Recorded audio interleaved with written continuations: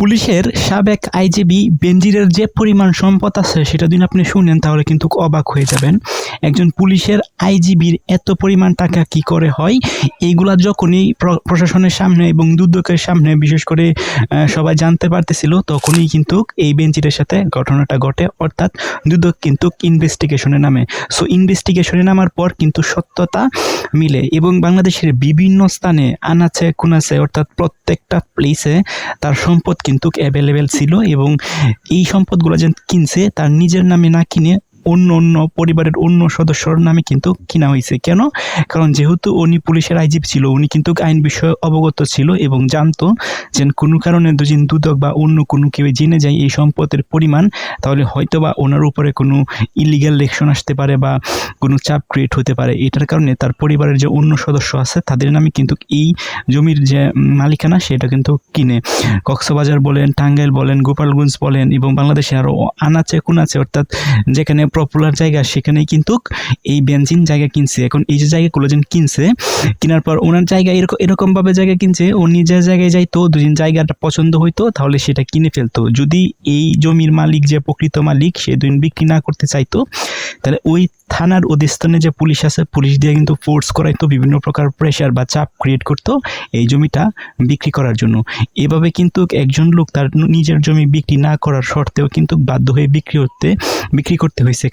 কারণ পুলিশের থেকে একটা চাপ ক্রিয়েট হয়েছে। যেহেতু উনি হচ্ছে পুলিশের আইজিবি ছিল, সো বাংলাদেশের যে কোনো স্থানের মধ্যে উনি মানে কোনো একটা আদেশ দেয় সেটা কিন্তু বাধ্য তা না সেই কাজটা করার জন্য। সো এভাবে বাংলাদেশের বিভিন্ন স্থানে কিন্তু উনি জমি ক্রয় করে এবং শুধুমাত্র ওনার নামে না, ওনার স্ত্রীর নামে, ছেলের নামে, মেয়ের নামে অর্থাৎ ওনার যে পরিবার আছে পরিবারের নামে হিউজ অফ অ্যামাউন্ট কিন্তু জমি কিনছে। সো এই যে জমিগুলা কিনছে, আরেকটা ওনার নামে আরেকটা ইলিগেশন আছে, সেটা হচ্ছে যে এই যে জমিগুলা কিনছে, জমির যে মেনটেন্যান্স এবং তার একটা পপুলার বাড়ি তৈরি করছে, সেখানে যে বাড়ি করার যে সরকারি যে কর্মকর্তা আছে, যেমন ধরেন পুলিশ, এরপর হচ্ছে র্যাব, এরকম যে সরকারি কর্মকর্তা আছে, তাদেরকে নাকি তাদের ব্যক্তিগত কাজে অর্থাৎ বেনজিনের পুলিশের আইজিবি বেনজিনের তার যে ব্যক্তিগত কাজের জন্য তারা কি ব্যবহার করতেছে, পুলিশ র্যাবকে ব্যবহার করা হয়েছে। ধরেন উনি একটা বাড়ি করতেছে, সেখানে কিন্তু সরকারি কর্মকর্তা যারা অন ডিউটি থাকতো, সারা বাংলাদেশের সার্ভিস দিত, সেখানে ওনার ব্যক্তিগত কাজের জন্য এই পুলিশ বা এই প্রশাসনকে কিন্তু ব্যবহার করা হয়েছে। সো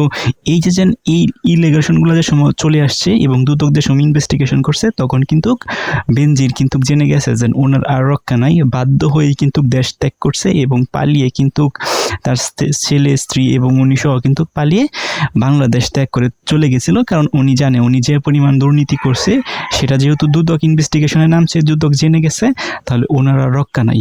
সো উনি কিন্তু বাংলাদেশ ছেড়ে চলে গেছিল। রাইট নাও বাংলাদেশ ছেড়ে 2024 সালে গেছিল, এখন 2026-এর মাঝামাঝি।